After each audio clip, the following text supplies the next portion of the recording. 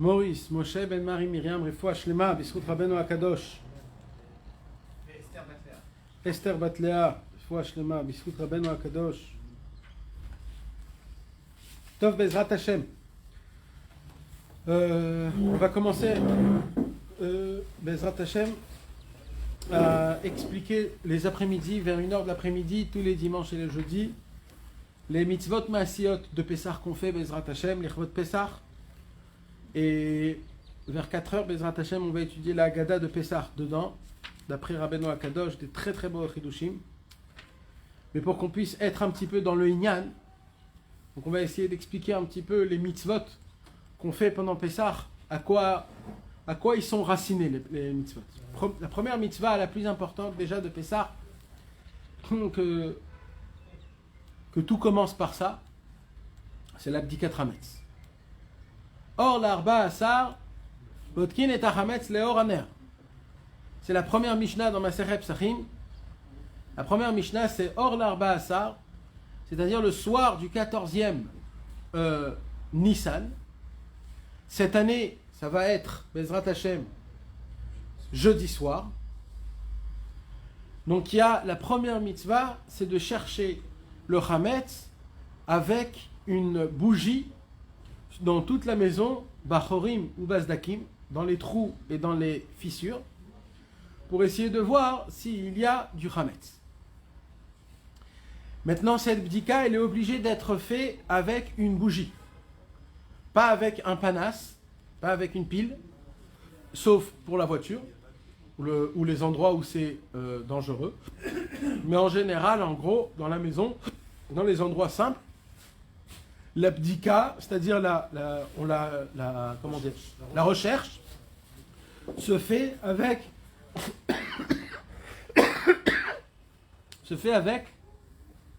une bougie. Rabbi Nathan, il veut nous expliquer pourquoi il y a une importance à la bougie.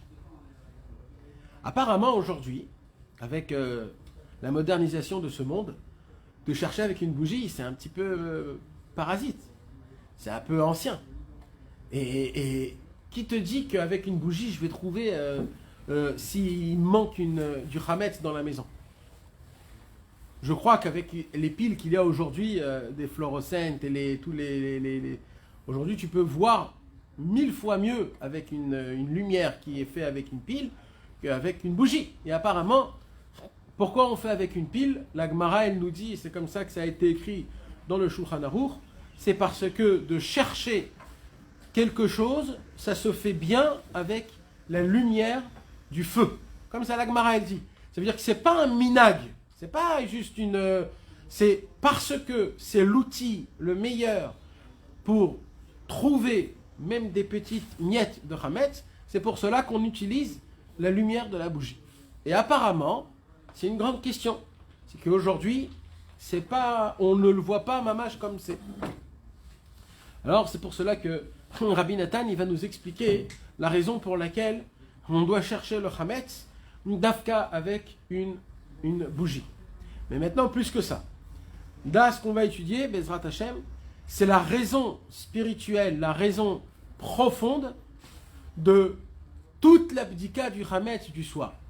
Et cette raison-là, c'est une raison qui est très très importante. Pourquoi? Parce que, mis à part le fait qu'on va chercher le chametz, pour qu'il n'y ait pas de chametz pendant les 7 jours de temps, mis à part ça, il y a aussi une autre chose qu'on fait. Et ça, il faut avoir la kavana. Il faut avoir la kavana quand on va faire l'abdikat chametz, de la pnimiyut, c'est-à-dire de la raison profonde de c'est quoi l'abdikat chametz. Et Bezrat Hashem, donc c'est ça le point qui est important, Bezrat Hashem, qu'on va lire. Alors, Rabbi Nathan, il commence à nous dire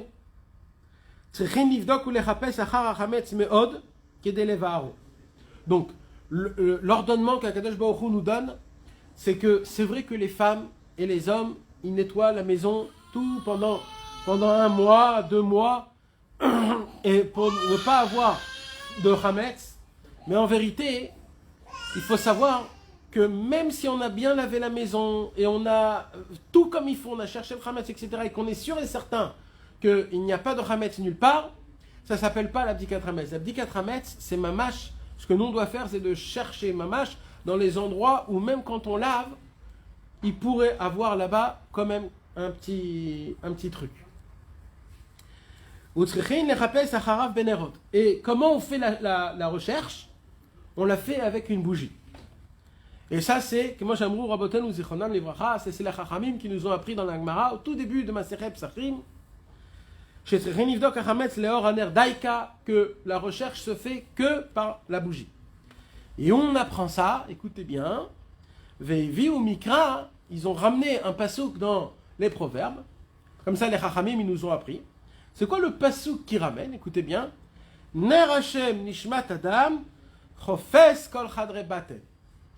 Dans les proverbes, il y a écrit Ner Hashem nishmat adam. C'est quoi Ner Hashem nishmat adam? La neshama d'un homme, elle ressemble à une bougie.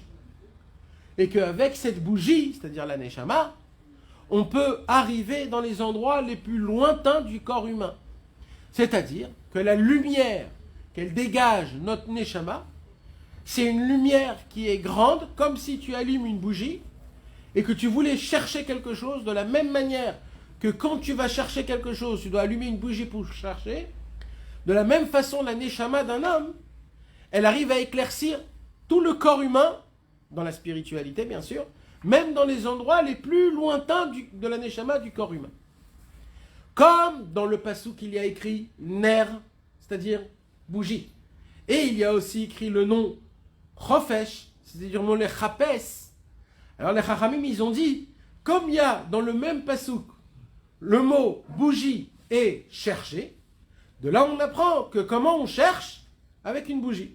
Ner Hashem nishmat adam, chofes kol chadre baten. Chofes c'est le mot les chapes. Les chapes c'est-à-dire chercher. Donc les chachamim ils ont appris de ce passouk-là que la recherche de la bdikat hametz se fait avec une bougie. De là on apprend. Mais Rabbi Nathan il pose une question. Il dit quoi? Parce qu'on a trouvé un passouk pareil. Alors de ça on va écrire de la halakha que l'essentiel c'est de chercher avec une bougie. Tu aurais pu apprendre que chaque chose qui dégage une lumière, ça m'aurait suffi pour trouver un chametz. Alors pourquoi les chachamim ils ont été pointilleux sur la bougie? Ça je le comprends pas du passouk. Dans le passouk il n'y a pas écrit Dafka le ner Hashem. C'est juste là-bas on parle de la lumière qui dégage la bougie.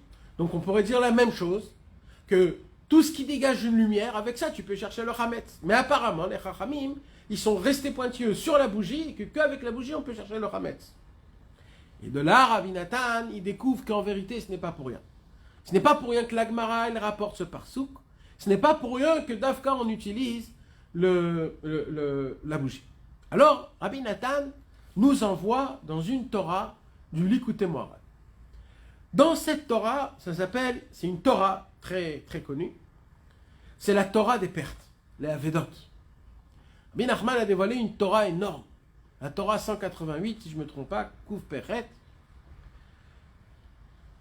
Non, pas la Torah Kouf Peret. C'est Torah Kouf Peret? Torah Kouf Peret. Là-bas, Rabbeinu, il dévoile, il dit qu'un homme, quand il est, avant de naître, quand il est dans le ventre de sa maman, alors il y a une bougie qui se tient au-dessus de sa tête. Et les Chachamim, ils disent dans la Gemara, dans Masechet Nida, que c'est quoi cette bougie qui se tient sur la tête de cet homme-là? C'est un ange qui vient lui apprendre toute la Torah en entière, et plus que ça, tout ce qu'il est venu de faire dans ce monde-ci. Tu vas faire ça, tu es venu pour faire ça, ton but c'est ça, et etc., etc., etc.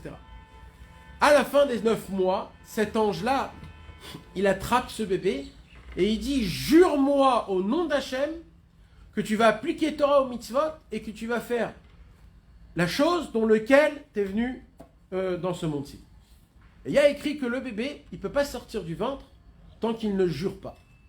Et au moment où il jure, dès qu'il a juré, le bébé il sort, et dès qu'il sort, il sent, il respire l'air de ce monde-ci, et tellement l'air de ce monde-ci, il est amer, tellement il est rustre, tellement il est pas goût, mauvais, il rentre un vent d'amertume tellement grand qui fait oublier tout ce qu'il a appris, tout ce qu'il a fait.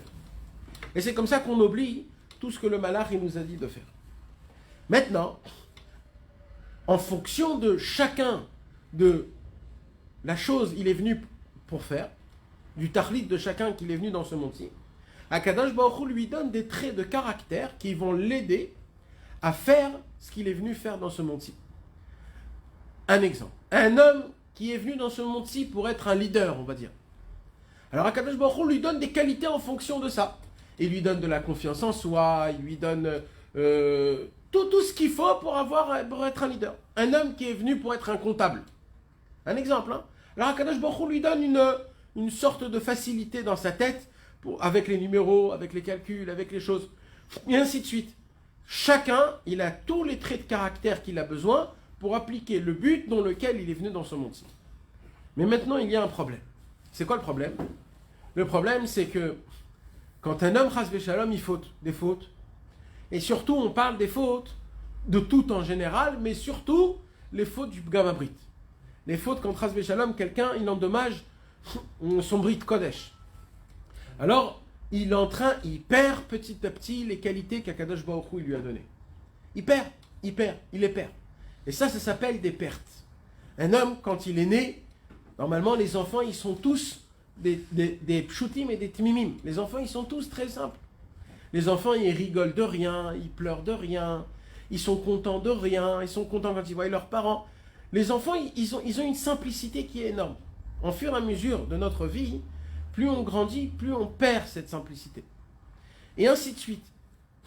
Comment on perd ces choses-là? Ce n'est pas le temps qui fait les choses. C'est les fautes que nous on fait.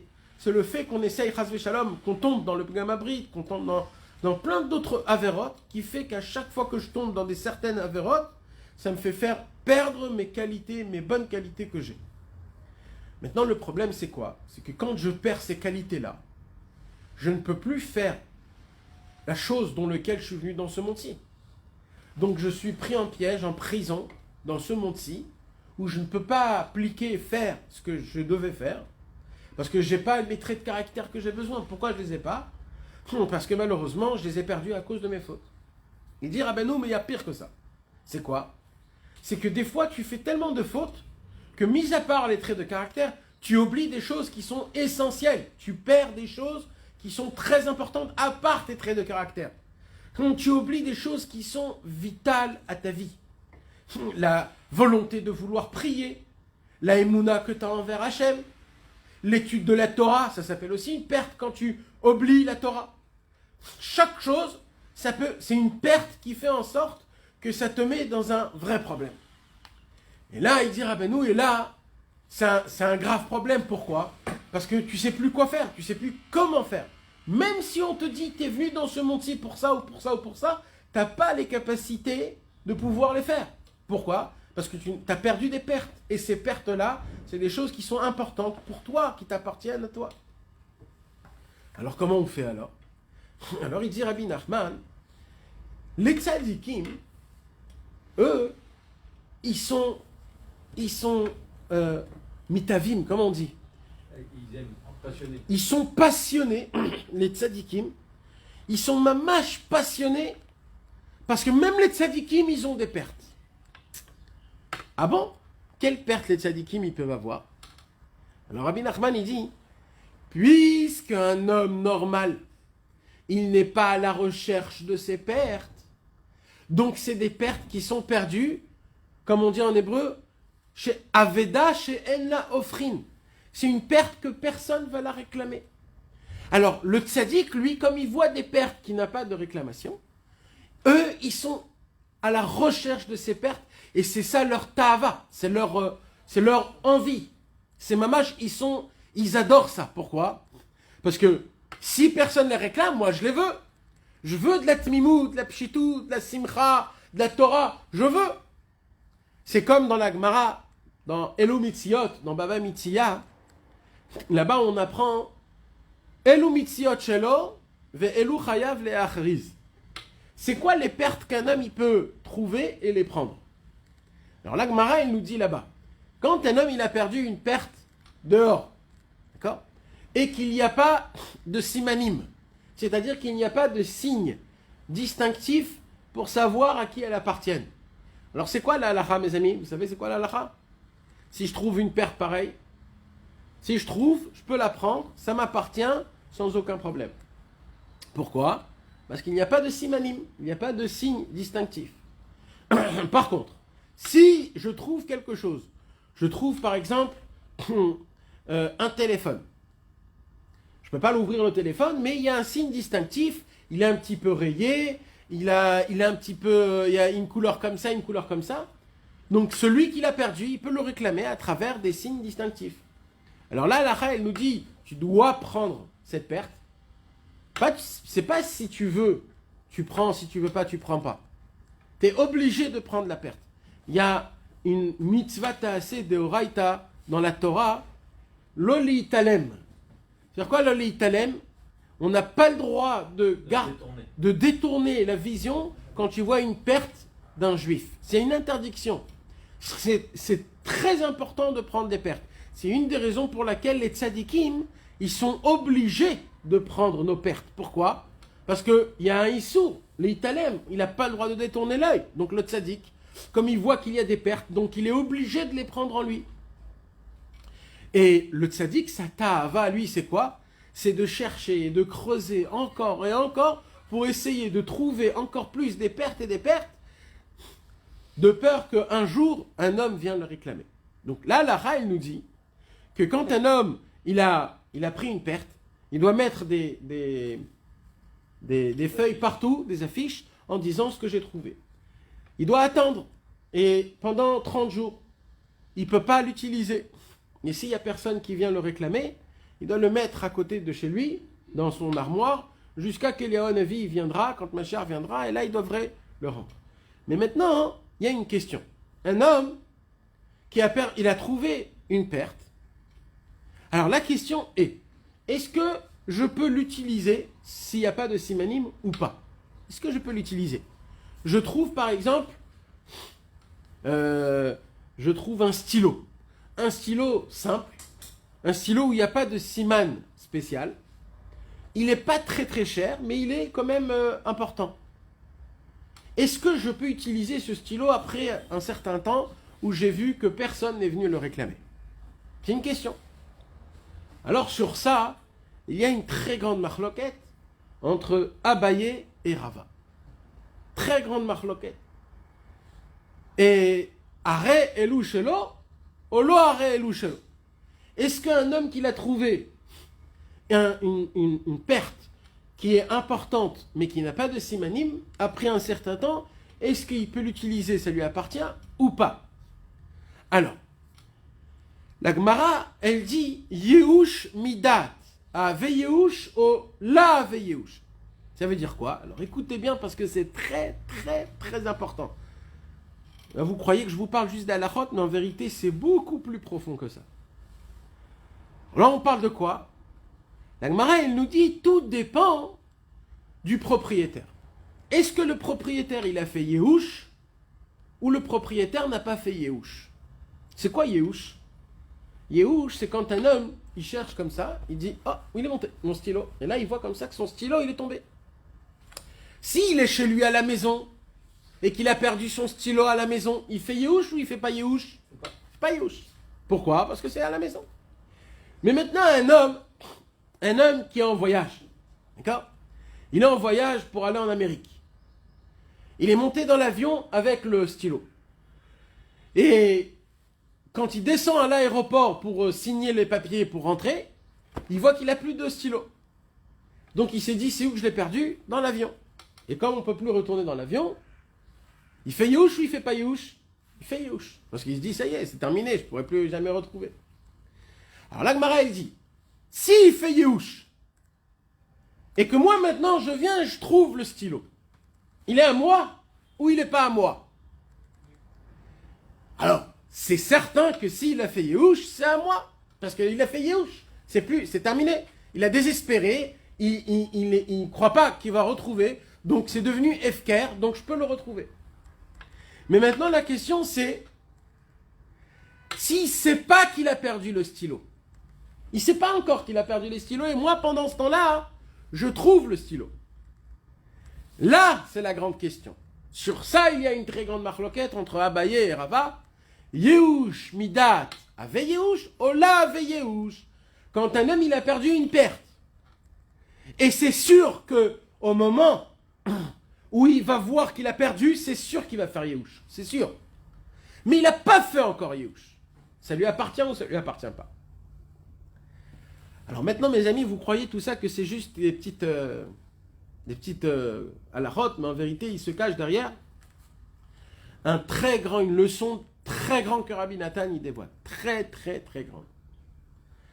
Il dit Rabbi Nathan, malheureusement, des fois, on fait Yehush dans notre vie sur plusieurs choses. Par exemple, sur notre colère. On fait Yehush comme quoi, toute ma vie, je vais rester en colère. Parce que je suis persuadé que toujours je tomberai en colère. Ou alors sur la tavatachila, un homme, il mange comme un goinfre, ou alors il n'arrive pas à garder 6 heures entre le lait et la viande, et ainsi de suite. Et il se dit, écoute, moi je peux pas, tavatachila, c'est dur pour moi, laisse tomber. Alors il y a des gens qui font Yehush directement. Quand ces gens-là, ils font Yehush directement, sachez-le, si le tzaddik qui vient et il découvre cette perte-là, il apprend pour lui, ça lui appartient. Parce que Yehush, dès que j'ai fait Yehush sur quelque chose, ça ne m'appartient plus. C'est pour ça que c'est très grave, mes amis. Il dit Rabbi Nathan, quand un homme il désespère, quand un homme il ne croit plus qu'il pourra faire quelque chose, Chatzot, se lever Chatzot, tromper au mikvé, ou alors d'essayer d'être toujours bien comme il faut, sachez-le que dès que vous faites Yehush sur une qualité que peut-être vous pourriez avoir, jamais c'est vous-même qui vous le décrétez comme quand vous l'aurez jamais. C'est vous-même. Oui. Si tu fais Yehush à un moment donné, Ouais. tu dis voilà, Khatsot, je ne peux pas le faire parce que entre les doses et machin, je suis fatigué, c'est trop. Non, moi je parle pas en pointilleux. Je parle en général. Les personnes qui font en général. C'est beaucoup, bien sûr. Toute une vie. Mais Vadaï, je vais donner un exemple. Est-ce que tu crois qu'il y a des gens aujourd'hui qui ont un espoir d'être propres dans le brit? Moi je crois pas. Je vais donner un autre exemple. Avec le corona, on nous a enlevé l'odorat et le goût. T'as entendu les gens qui t'ont raconté un petit peu, quand ils ont plus d'odorat et de goût, qu'est-ce qu'ils t'ont dit? Quel malheur, quelle misère, je peux rien goûter, c'est de la folie, tout c'est de la... C'est quand je vais... Les gens, ils ont envie le maximum possible, le plus vite, de rattraper le goût. Mais en vérité, quand on t'enlève le goût et l'odorat, on t'enlève toute ta ta'avatachila. Et là, d'un coup, le mec, il n'est pas prêt qu'on lui enlève sa ta'avatachila. Il veut avoir le goût, il veut goûter le piquant, le sucré, le salé, il veut avoir le goût. Donc tu vois qu'il y a des gens qu'ils peuvent parler jusqu'à le lendemain d'avoir la ta'avatachila, mais dès qu'on te l'enlève tout de suite, il est affolé, le monsieur. On n'est pas prêt à devenir des grands tzadikim tout de suite. Et c'est pas sûr qu'on a cette option même dans le futur. Donc quelque part, sans faire Yehush toi-même dans ta bouche, tu le fais quelque part dans ta tête. C'est de ça qu'il parle, Rabbi Nathan. L'importance, combien c'est grave, le Yehush quand un homme... Par exemple, je vais donner un autre exemple. Souvent, on entend des histoires de tzadikim, de grands tzadikim. D'accord? On te raconte des grands tzadikim.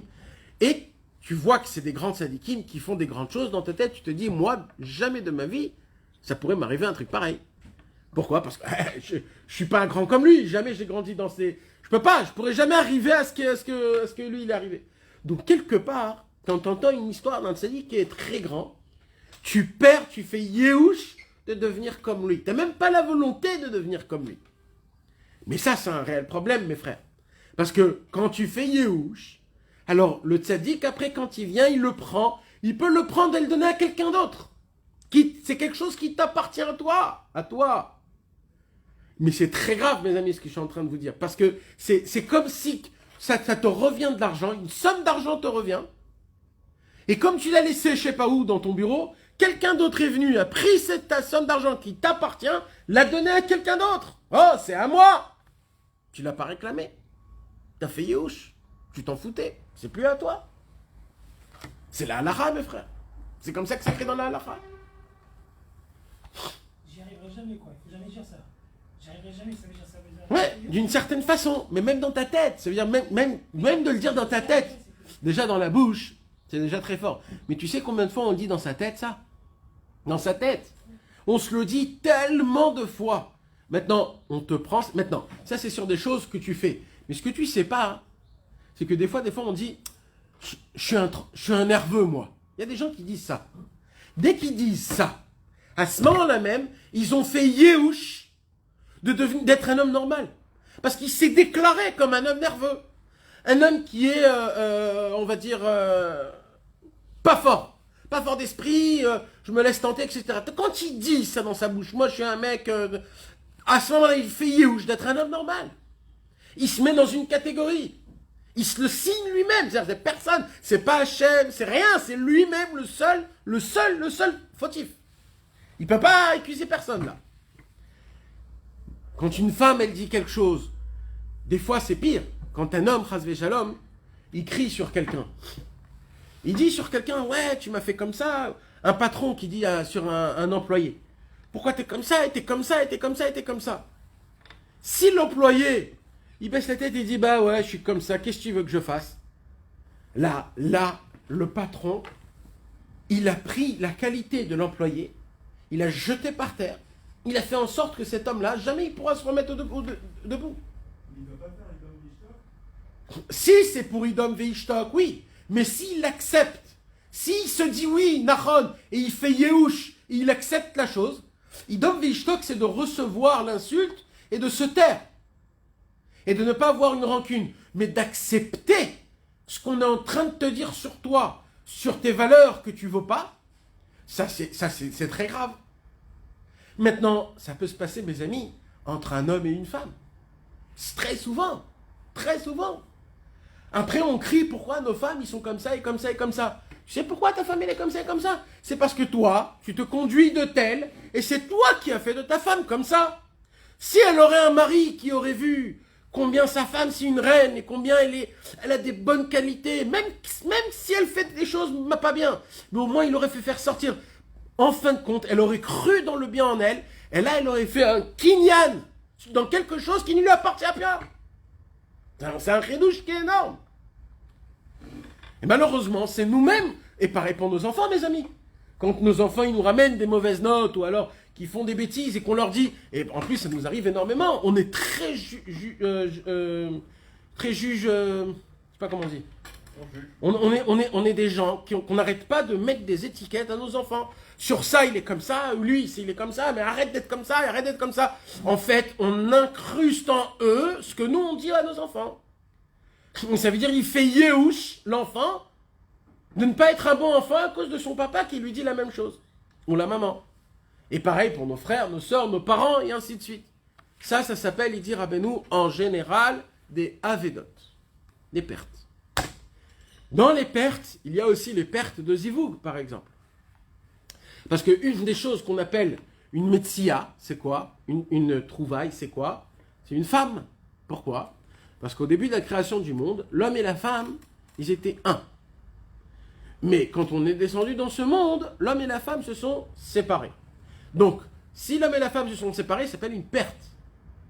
L'homme a perdu sa femme. Dans le ciel, on était un. Dans ce monde-ci, on était deux. C'est pour ça que quand on va chercher un zivoug, on va chercher après notre perte.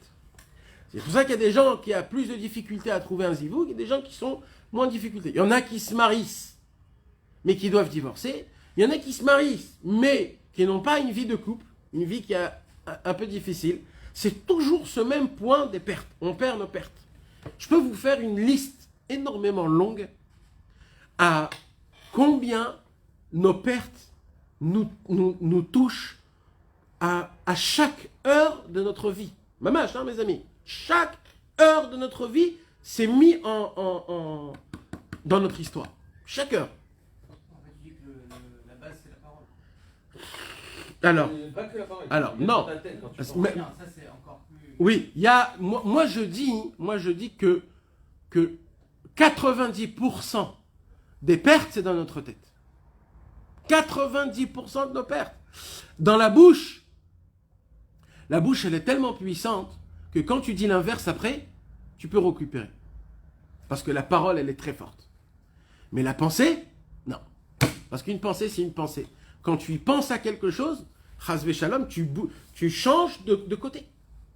Et ça, c'est valable pour énormément de choses. Et malheureusement, c'est quelque chose que personne presque en parle. Et c'est un problème qui est vital, mamache. Des fois, tu te dis, je ne sais pas si vous avez vu dans votre vie, mais moi, je l'ai vu dans ma vie, personnellement. Quand tu te regardes il y a 20 ans, par exemple, ou il y a 10 ans, tu te regardes et tu te dis, purée, avant, j'étais plus simple. Avant, j'étais plus joyeux. Avant, j'étais moins soucieux. Qu'est-ce qui s'est passé dans ta vie que tu as changé? Et d'un coup, tu regardes, tu dis, purée, j'ai vraiment changé. Comment ça s'est passé? Eh ben oui, mon frère, tu perds des pertes. C'est comme si tu as de l'argent, tu as un trou dans ta poche, et malheureusement, tout ce que tu mets dans ta poche, ça tombe. Et les plus grandes qualités, les plus grandes... Maintenant, je vais vous donner un autre exemple maintenant. Il y a des gens, ils ont des problèmes dans leur vie, alors on va voir des rabbanim, des tzadikim. Les rabbanim et les tzadikim, ils viennent et ils font une bracha. Même la bracha que le tzadik il te donne, puisque tu es un homme qui perd des pertes, dans le ciel, on va faire en sorte que la bracha ne va pas chez toi. Pourquoi?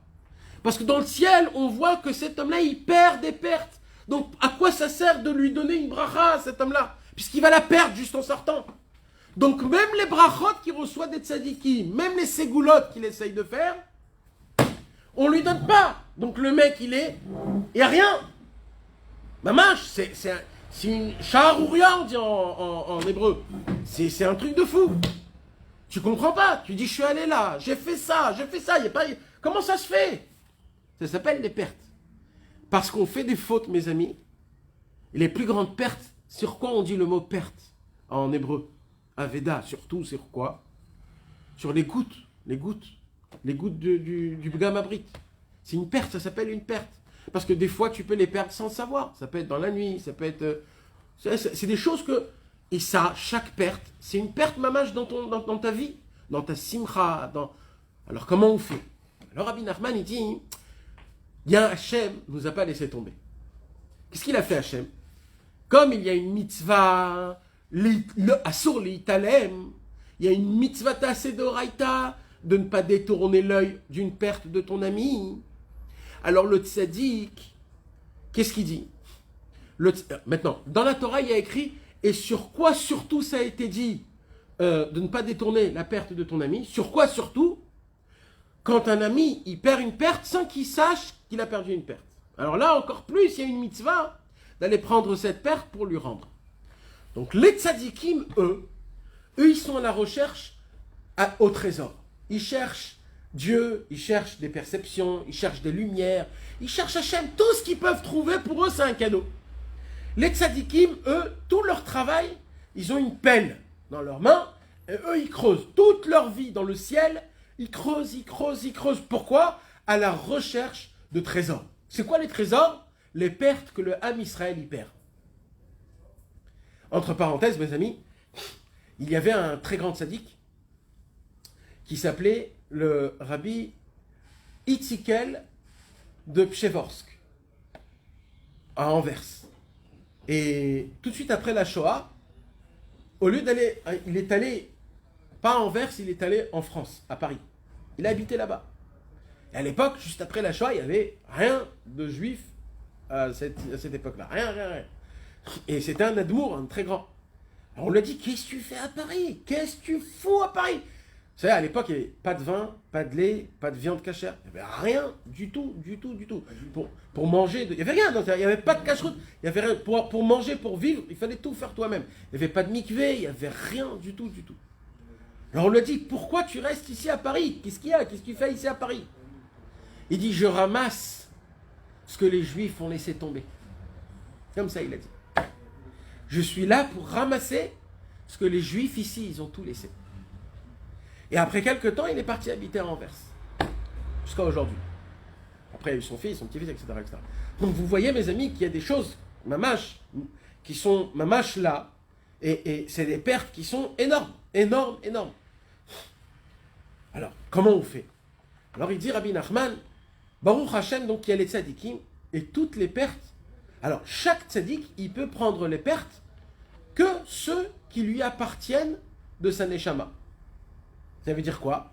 Chaque juif, il a des netsutse neshamot. Il a des neshamot qui lui appartiennent. Il y a un rave qui a autour de lui plein d'élèves. Pourquoi ces élèves-là, ils sont attachés à ce rave? Parce qu'ils ont un lien par la neshama. C'est comme ça que ça fonctionne. Donc, chaque tzaddik, il peut trouver les pertes que de ce qui lui appartient à travers ses neshamot. D'accord? Ça veut dire, par exemple, on va dire un exemple, un grand tzaddik qui habitait à Tunis, Rabbi Yochaï Tayeb Lomet, d'accord, qui tenait toute la Tunisie à côté de lui, etc., etc., lui pouvait par exemple trouver toutes les avédot, toutes les pertes, mais que de ceux qui lui appartiennent avec sa neshama. Les pertes du Maroc aux Marocains, il ne pouvait pas les toucher. C'était que Rabbi Yaakov Abou Khatsira qui pouvait trouver les pertes de tous ceux qui ont été autour. Et ainsi de suite, chaque tzaddik, il avait la même chose. Mais maintenant, mes amis, maintenant, il y a un autre problème, c'est quoi? Il dit Rabbi Nachman que les tzaddikim, quand ils cherchent les pertes, pendant qu'ils cherchent les pertes, il dit Rabbeinu, pendant ce temps-là, eux-mêmes, ils perdent des pertes. Pourquoi? Parce que c'est pas comme nous on croit, j'ai perdu un stylo, je me ramasse, je le prends. C'est quoi d'attraper une perte? Comme je vous ai dit, c'est quoi? Comme on a dit avec ce tzaddik qui est parti en France. Lui, il a dû partir en France pour attraper toute la sainteté que les Juifs, ils ont perdue là-bas. Mais en habitant en France, tu te salis. Tu vois des choses, tu manges des choses. Tu ne peux pas vivre comme il faut. Pour que le tzaddik, il prenne tes pertes que toi, tu les fais tomber, il doit aller très bas, il doit descendre très bas. Parce que c'est quand moi je perds une perte? C'est quand tu es en bas, c'est pas quand tu es en haut. Pour que le tzaddik, il prenne cette perte, il faut qu'il descende exactement là où moi je suis descendu. Quand un homme, il fait une grande avéraille, qui perd une grande perte, la perte, elle est là-bas. Le tzaddik, pour la prendre, il faut qu'il descende jusqu'en bas pour qu'il puisse la trouver. Donc il dit Rabbi Nachman, les tzaddikim, même les plus grands, quand eux, ils vont chercher des pertes, eux aussi, ils perdent des pertes. Et il dit, mais le plus grave, c'est qu'ils ne le voient pas. Pourquoi? Parce qu'ils sont trop contents des pertes qu'ils découvrent, qu'ils ne font pas attention des pertes qu'eux-mêmes, ils ont perdues. Mais si tu dis que la perte, la base de la perte, elle vient du Yéhouch. Du Yéhouch. Nachon. En quoi le Rav qui descend dans les Mekomot Moutonafim, il fait Yéhouch? Il ne fait pas Yehush. Alors, il fait rien. Ça s'appelle Yehush Shelomidat, mais on a dit Yehush Shelomidat avec Yehush. On a dit que quand tu sais pas que tu l'as perdu, tu n'as pas fait Yehush, ça s'appelle Yehush.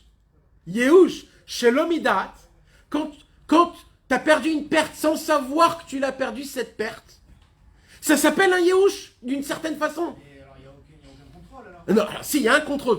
C'est quoi le contrôle? C'est que tu te dis de base, quoi qu'il se passe, jamais je fais Yehush. Sur rien au monde. Nous, ça dit qu'il ne fait pas Yéhouch. On ne sait pas. Il y en a que oui, il y en a que non, on ne sait pas. Ça, il faut le décréter. Ça, il faut vraiment... C'est pas tout ce qu'ils disent. Bah, tu les vois de toute façon, tu vois que des fois il y en a des déprimés. Hein. La perte, c'est pas Yéhouch. Hein? La perte, c'est pas Yéhouch. Non. Non, t'as perdu après. T'as perdu après, ça te vient si tu fais ou pas Yehush. Le Yéhouch, c'est aussi mal. Mais quand tu sais pas que t'as perdu, D'accord. d'accord? Quand tu sais pas que t'as Tu as perdu. dit la perte, c'est Yéhouch. Nahon, la seule... La... Conséquence, tu as perdu, tu dis d'abord tu fais Yéhouch et après tu perds. Non. Oui, c'est dit. Non. Et oui. Non, tu perds. Et tu sais pas encore que t'as Si, perdu. tu perds, tu sais pas que t'as perdu. Tu t'es pas Quand rendu d'abord compte. tu fais Yéhouch, tu dis ah jamais je serai comme ça. Ah. tu fais cette mida. De base, quand tu réclames de base, Alors, comme très fort, comme un opinion super fort, que quoi qu'il se passe, jamais je désespérais de rien au monde et je veux obtenir tout au monde, un homme comme ça qui vit ça, Vadaï que lui il n'a pas fait Yehush sur rien, et lui, tout ce qu'il a perdu, ça lui revient à lui. Personne ne peut le toucher, personne ne peut rien le faire. Mais ça suffit pas juste de le dire, il faut le vivre. Il faut mamache le vivre. Mais vous comprenez maintenant, alors qu'est-ce qu'il dit Rabbi Nachman? Il dit Rabbi Nachman, alors il y a des tzadikim yesodé olam, les tzadikim, les prinat Moshe, les tzadikim du niveau de Moshe Rabbeinu. Eux, ils sont à la recherche des pertes de ces tzadikim-là. Et en retrouvant ces pertes-là, ils retrouvent toutes les pertes. Et alors, il dit Rabbeinu, alors, de là, il dit Rabbi Nachman, on apprend. C'est ça, c'est le béaba de tout, hein, mes amis, ce que je vous dis. De là, on apprend le commencement de l'importance et de l'obligation de voyager chez le tzaddik pour la première chose, la plus importante de tout, avant tout, réclamer mes pères. Qu'est-ce qu'il y a écrit dans la halakha, mes amis? Quand un homme il a perdu une perte, je trouve une perte, je l'amène chez moi à la maison, j'attends qu'il y ait quelqu'un qui frappe à la porte. Il y a quelqu'un qui frappe à la porte. Shalom, j'ai perdu un stylo. Ah, quel siman tu as? C'est quoi tes signes? Tu dois faire, il dit Rabbeinu, et dans le Shulchan Aruch il y a écrit, quand un homme il donne les simanim, à ce moment-là, c'était dans la position de l'autre, il doit lui prendre et lui rendre. Il dit Rabbi Nachman, nous quand on vient chez le tzaddik, on doit réclamer nos pertes. Mais ça ne s'arrête pas là, il dit Rabbeinu. Il dit, le tzaddik il vient, et il te dit, qu'est-ce que tu as perdu? Dis-moi, je te donne, ce que tu veux, je te donne. Et là, j'ai un problème, il dit Rabbeinu. C'est que je sais pas, moi, qu'est-ce que je sais, moi? Qu'est-ce que j'ai perdu? Qu'est-ce que c'est? Quand? Je sais pas. Alors il dit Rabbi Nachman, ok. Il faut 2 simanim générales. C'est quoi? Ou bilvad, sheloye ramay veshakran. Il faut 2 simanim très importants. Il ne faut pas que tu sois un rusé et un menteur. Il y a des gens qui veulent reprendre leur perte parce que c'est à moi, Custa, c'est à moi, rends-le-moi tout de suite. Il s'en fout lui, si c'est bien, c'est pas bien. Juste rends-le-moi d'abord. Ça c'est un ramaille, il veut faire des combines. Et un chakran, c'est un homme qui s'en fout de ses pertes. Il se dit, bah, qu'est-ce que j'en ai? Bah vas-y, rends-le-moi. Il n'est pas fort, il dit Rabbeinu, un homme, quand il vient chez le tzaddik, il est obligé de réclamer ses pertes avec sincérité, en comprenant que tout le but de sa vie en entière dépend de ces qualités-là. C'est de là où il y a des gens qui posent une question. Ah oui, je suis parti à Ouman une seule fois, ça y est, j'ai fait le tikkun. Cette Torah, elle répond à cette question. Quoi? Quand tu es reparti chez toi à la maison, t'as plus rien perdu. Il faut toujours revenir réclamer des pertes. Et plus que ça, t'es sûr que t'as reçu les pertes? Ça se peut que Rabbeinu ne te les a pas rendues. Ça se peut que t'étais pas un Ish Emet. T'étais un Rama et un Chakran. Parce que pour être un Ish Emet, c'est compliqué, mes amis. Nous, on vient à Ouman, on dit à Ouman, ouais, je veux devenir un tzaddik, je veux me lever Ratzot, je veux faire mikvé. Mais peut-être t'es en train de te la jouer, là. C'est pas ça que tu veux, en fait. Peut-être t'as envie de kiffer, t'as envie qu'on te dise que t'es un grand. Voilà, on a enlevé l'odorat, le goût, t'as couru dans tous les sens, j'ai plus d'odorat, j'ai plus... Alors tu vas à Ouman, tu dis, je veux ta vatachila, et quand on te l'enlève, tu t'affales. Alors t'as un chakran. Un homme, il peut demander à Rabbeinu, je veux Khatsot, et c'est un chakran. Rabbeinu, il dit, d'abord, je veux que tu te connaisses, que tu saches exactement ce que tu veux. Il faut que tu me dises ce que tu veux. Je veux les ta'avot, je veux kiffer, je veux bouffer, je veux de l'oseille. Oui, c'est ce que je veux, Rabbeinu, c'est ça le moi.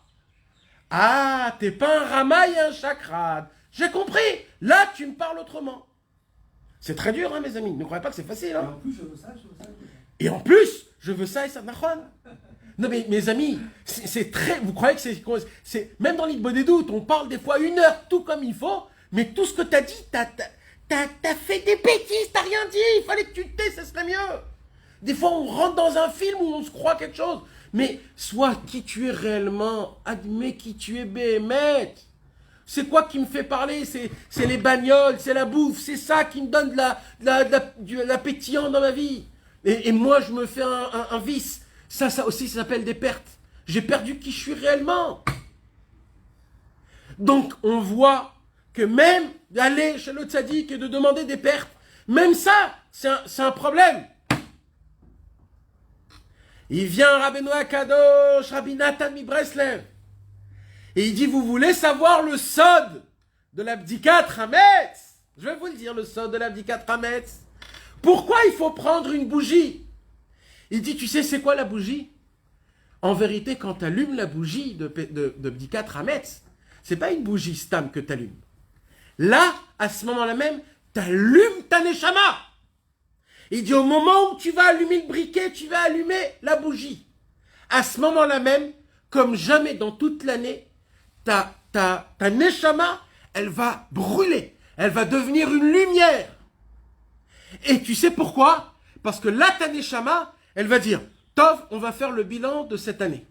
Alors, cette année, tu as perdu ça, tu as perdu ça, tu as perdu ça. Là, d'un coup, la neshama, le soir de la Bdikat Hametz, là, ta neshama, elle va faire le bilan de l'année, ou ça se peut de toute ta vie, hein, de où on en est. Alors, tu es en plus dans ça, tu es en minus de ça, tu es en projet pour ça, tu es en arrière pour... Ça sera le bilan total. Et là, quand on va allumer, on va commencer à faire le Leshem Yichud. Qu'est-ce que tu fais? Tu vas chercher le Hametz. C'est quoi le Hametz? Tu vas chercher tous les points, tous les endroits où à chaque fois que tu es tombé, tu as fait tomber une perte. Tous les endroits que à cause du Hametz, c'est quoi le Hametz? C'est les Avonot, c'est les Pshaïm, c'est les Chataïm, c'est le Bgam de Emouna, c'est la Hatzvut, c'est toutes les mauvaises choses.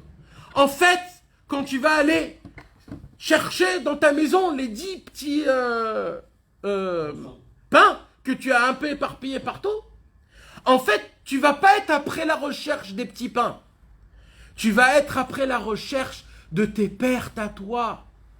Parce que c'est par quel mérite? On a dit que c'est que le tzaddik qui peut le faire. Il dit Rabbeinu, parce qu'au moment où tu vas allumer la bougie de Bdikat Hametz, c'est ta neshama elle-même qui va t'éclaircir. Et ça se passe 1 heure dans l'année. 1 heure dans l'année. Tant que tu fais l'abdika, la neshama, elle t'éclaircit pour trouver toutes tes avédot. À chaque fois que tu trouves un pain, tu le fais rentrer là, Briout. À chaque fois que tu trouves un pain, tu le fais rentrer dans le sac. Qu'est-ce qui se passe? Tu trouves une perte, et encore une perte, et encore une perte. Et c'est ça la kavana qu'un homme il doit faire. Parce que même dans notre corps, la neshama, elle fait l'abdikat hametz dans notre corps. Dans le ner, c'est la neshama. Ner Hashem nishmat Adam. Chofes ou kol chadre baten. Elle va. C'est quoi le membre, pas le membre, mais c'est quoi le membre, on va dire, le plus long du corps? C'est l'intestin. C'est là-bas où tu peux cacher tout ce que tu as envie. Parce que un est emmêlé dans l'autre. Pour ça, j'ai besoin que le ner Hashem, nishmat Adam, ma neshama à moi, chofes, elle va chercher où? Chadre baten. Dans les pièces, dans les chambres de mes intestins. C'est-à-dire dans les endroits les plus enfouis. Tu vas chercher jusqu'à là où tu étais tout petit. Tu vas découvrir là-bas, Behemet, toutes les pertes que tu as perdues. Il dit Rabbi Nathan. C'est un zman de chipous. De chipous. Le zman amiti de Bdikat Hametz, c'est de se mettre à 4 pattes et de chercher, mon frère. À chaque fois que tu sues et qu'il y a la cendre qui tombe sur tes affaires et ça s'éteint et tu t'énerves avec tes enfants, c'est tout à l'envers qu'il faut faire. Et tout se fait, toi tu dois te taire. Tu dois reallumer, te mettre à 4 pattes, ça te fait mal. Tu dois te mettre sous les lits, tu dois te respirer, c'est compliqué. Mais c'est comme ça qu'on trouve les avédot. En se fatiguant, en montrant Hachem. Là, je ne cherche pas juste le Hametz Ritzoni. Là, ce que je suis en train de chercher, c'est mes pertes à moi. Et plus tu le cherches, on raconte que le Chafetz Chaim ou le Chazonish, Chafetz Chaim, toute la nuit, il faisait l'abdikat Hametz.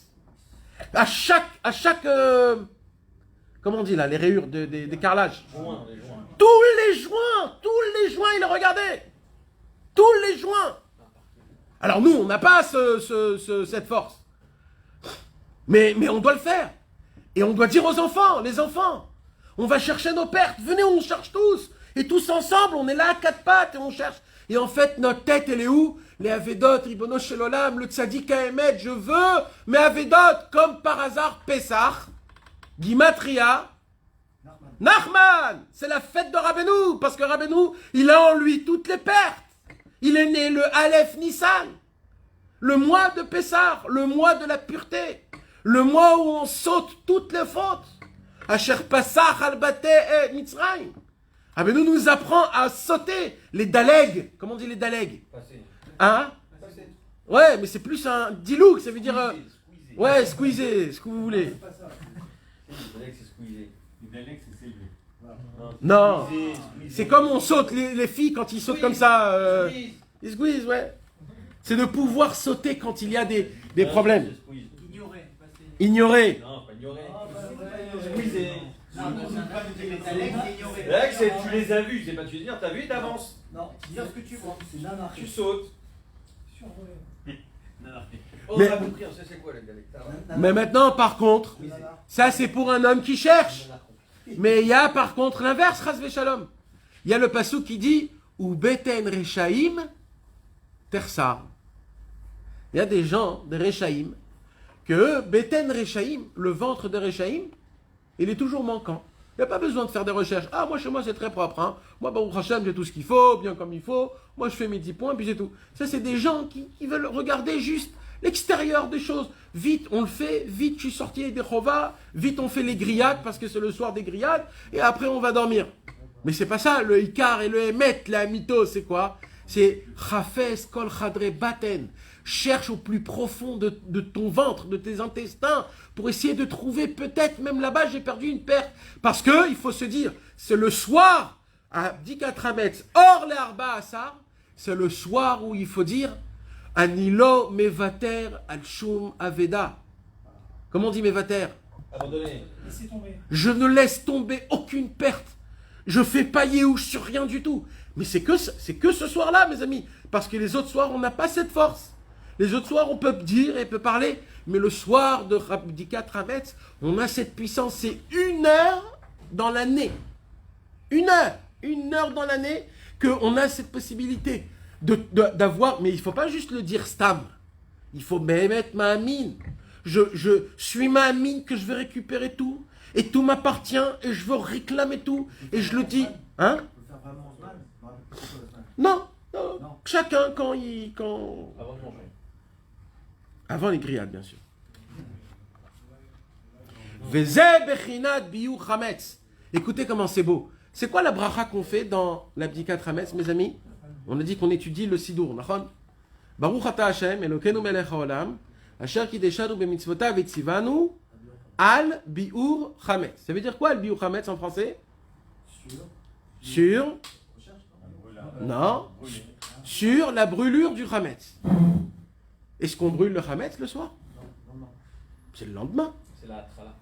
Alors comment c'est possible que tu fais une bracha levatala? Non, c'est la- Normalement, il devrait dire al bdikat chametz, pas al biour. Biour, c'est demain. C'est ce qu'il dit Rabbi Nathan.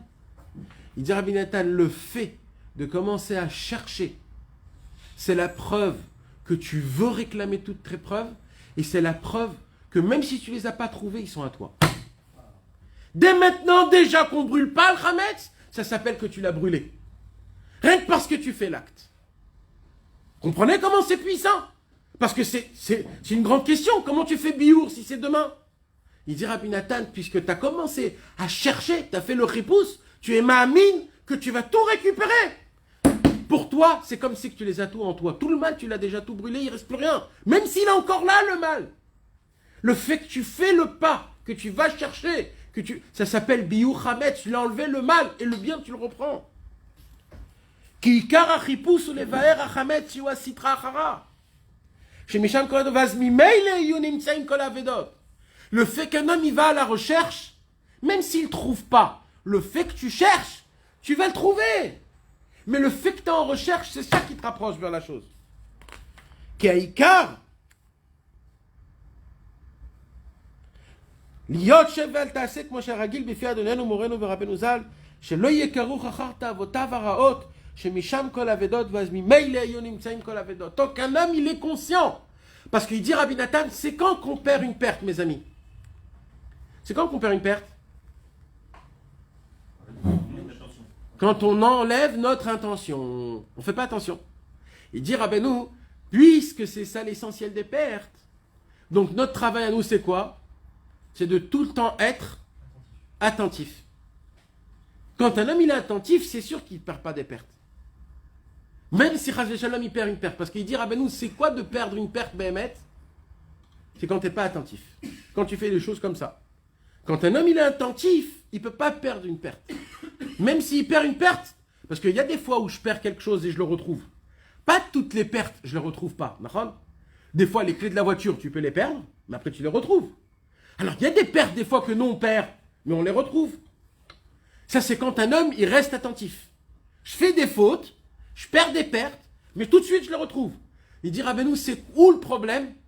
C'est quand tu perds l'attention. Quand tu fais pas attention, où tu as mis, là, tu n'es pas attentif. Quand un homme, il fait quelque chose où il n'est pas attentif, quand il fait des fautes, même s'il n'a pas envie, mais juste parce qu'il est habitué, ou alors il n'a pas trop de kavana, il pense pas vite, il fait les choses, etc. La majorité des choses qu'on fait, mes amis, on le fait juste parce que comme ça, on est habitué. On n'est pas attentif. Il dit, Rabbi Nathan, c'est là-bas le problème. Parce que tu n'es pas attentif. Sois attentif. Parce que les pertes que tu vas perdre, tu ne pourras plus les retrouver. Dit Rabbi Nathan, tant que tu es attentif, même si tu perds des pertes, tu pourras les retrouver. Quand tu es toujours attaché à Hachem, mais un homme, il a fait une grande colère, il a crié, cassé la maison, il a crié, il a perdu une perte énorme. Mais en plein milieu qui grandit, il dit Hachem, pourquoi je suis là-bas? Pourquoi je tombe là-bas? Je veux pas, pardonne-moi, je veux me rapprocher. Alors cet homme-là, il perd une perte, mais il va tout de suite la rattraper. Mais au moment où un homme, il perd son attention, c'est terminé. C'est là où il fait plus attention. Donc la plus grande kavana, la plus grande et la plus importante, c'est une des premières choses qu'on a étudiées, Bezrat Hashem. Il y a encore 2 et 3 petites kavanotes qu'on va étudier, Bezrat Hashem. Mais la première kavana la plus importante dans la mitzvah de Pessah, de la Bdikat Hametz le soir, mes amis, c'est de essayer de chercher nos pertes, de déclarer fortement et bien comme il faut que je fais pas yéhouch sur rien de tout ce que j'ai.